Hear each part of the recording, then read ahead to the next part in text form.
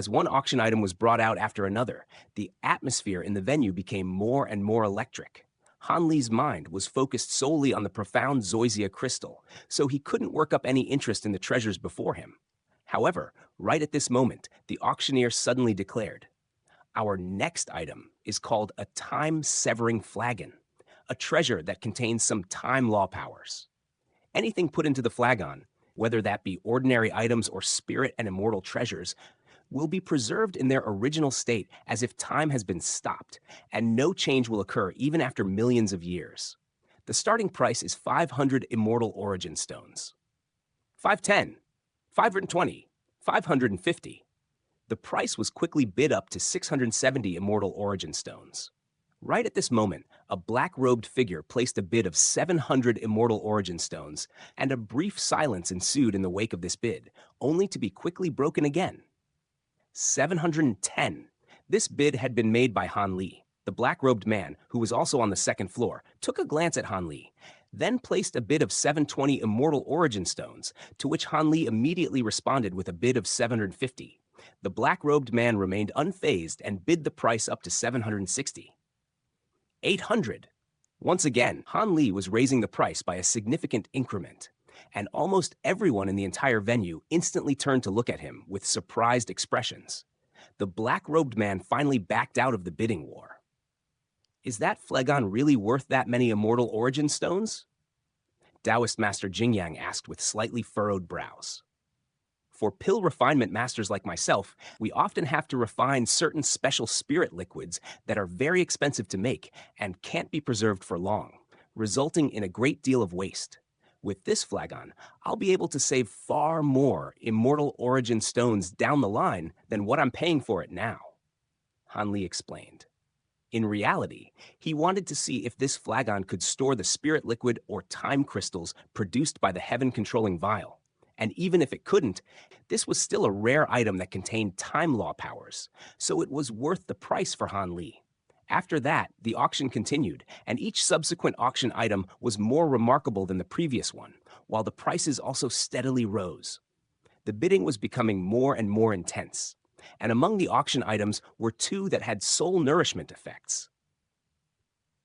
Han Li participated in the bidding for both of them, but it seemed as if the black-robed man were intentionally targeting him, raising the prices until Han Li backed out of the bidding war on both occasions. Han Li wasn't in desperate need for those items anyway, and he didn't want to attract too much attention, so he didn't insist on securing them. 6 hours flew by in a flash, and at this point, the auction had already progressed past the halfway mark. But the profound Zoysia crystal still hadn't appeared. Han Li was unable to suppress his agitation, and he asked through voice transmission, "When will the profound Zoysia crystal appear, fellow Taoist Jingyang?" Taoist Master Jingyang suppressed his amusement as he replied, "Rest assured, as long as my memory serves me correctly, it should be the next auction item." As soon as his voice trailed off, the auctioneer declared, "The next item is no ordinary treasure. It comes from a near bottomless ravine where countless living creatures have lost their lives. Despite the filth and decay that ran rampant in its environment, it remained pristine and untarnished. It is referred to as the essence of the soul, and just a single one can enhance the soul of a golden immortal by 10% to 30%. Han Li's brows furrowed slightly upon hearing this, and he cast his gaze toward the stage as the auctioneer concluded, "The item that I am referring to is a myriad soul herb, and the starting price is 1,000 immortal origin stones." Han Li turned to Taoist Master Jingyang with a perplexed expression upon hearing this, and the latter was also looking back at him with a stunned expression, clearly completely taken aback by this turn of events. "What's going on here, fellow Taoist Jingyang? Could it be that you misremembered the sequence of items?" Han Li asked. "I do enjoy my wine, but I'm not such a drunkard that I would misremember something so simple, particularly when it pertains to something that's so important to you. Hold on a second, I'll ask them what's happening." Taoist Master Jingyang replied with a slightly awkward expression, then immediately closed his eyes. Meanwhile, a fierce bidding war was taking place, and it didn't take long before the price was bid up to over 2,000 immortal origin stones. Treasures with soul nourishment effects were quite appealing to Han Li as well. With this myriad soul herb, perhaps he would be able to speed up his progress in the spirit refinement technique. Hence, after a brief hesitation, he decided to also participate in the bidding. But right at this moment, Taoist Master Jingyang opened his eyes. Seemingly having just communicated with someone through voice transmission, Han Li immediately turned to Taoist Master Jingyang with an inquisitive gaze, and the latter looked back at him with a slightly apologetic expression as he explained. Rest assured, fellow Taoist Li, this item was a last-minute addition to the auction catalog. The next item should be the profound Zoysia crystal for sure. I see. Does this happen often? Han Li asked as he raised an eyebrow. Not at all. The final list of auction items is generally not going to be altered in any way.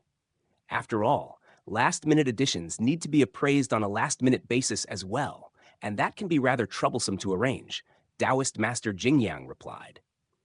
I've already waited for so long. I can wait for a while longer. Having said that, whoever requested for this last-minute addition must be quite an important figure to have been granted such a privilege. Han Li said with a smile. Indeed, I was told that this person has some connection to the Immortal envoy in the inner city. But if you ask me, I think this myriad soul herb came directly from the Immortal envoy himself. Only someone of his unfathomable cultivation base would be willing to put up such a precious item for auction. Taoist Master Jingyang said.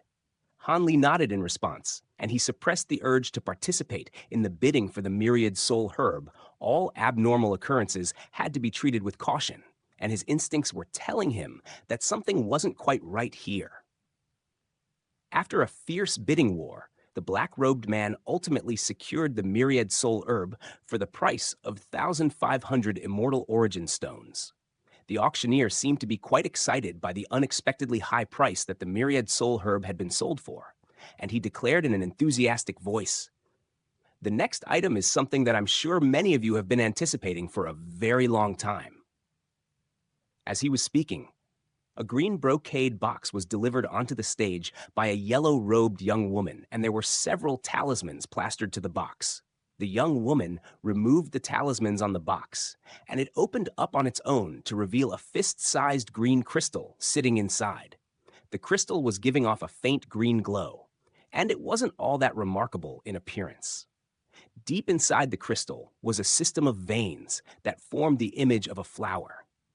The green crystal was giving off a peculiar fragrance, and everyone who caught a whiff of this fragrance instantly felt as if all of their internal organs had been cleansed. Han Li's eyes immediately lit up at the sight of the crystal, and he reflexively sat up a little straighter.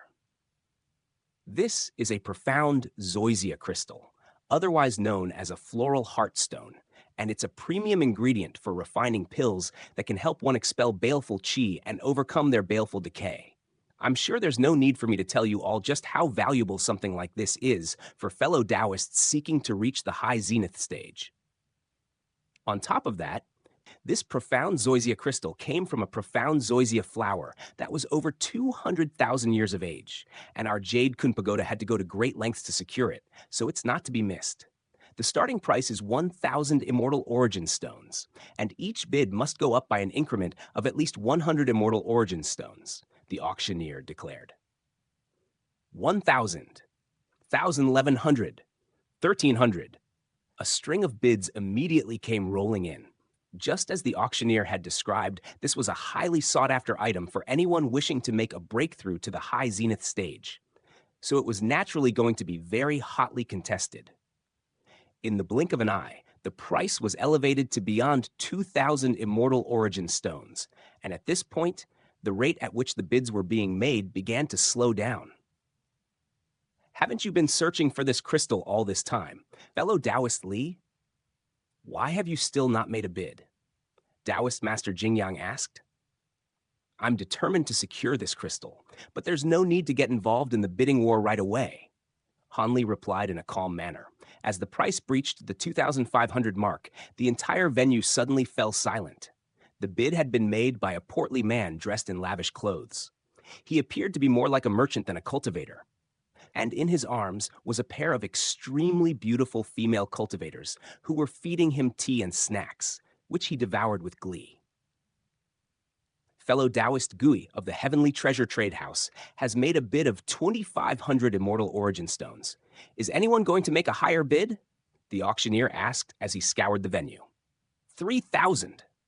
The same black-robed man who had purchased the myriad soul herb was also getting involved in the bidding war, and he had raised the price by 500 Immortal Origin Stones in a single bid, causing quite a stir in the process. A profound Zoysia crystal was extremely precious, for sure, but this price was already slightly higher than what it was worth.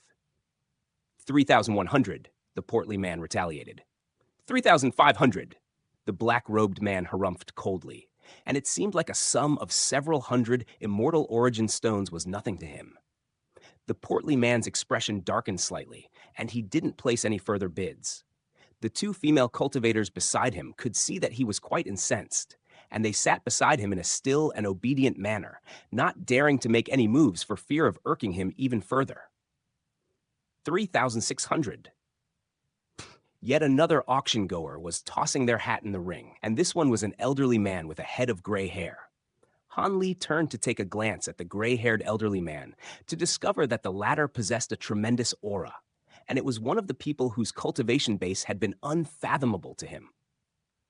Do you recognize this man, fellow Taoist Jingyang? Han Li asked in a seemingly casual manner. That man is Feng Tianyao, a high zenith stage elder of the Purple Lightning Sword sect situated on the northeastern border of the Black Mountain Immortal region. If he's also trying to get his hands on the profound Zoysia crystal, then I'm afraid that you're going to be facing some very stiff competition.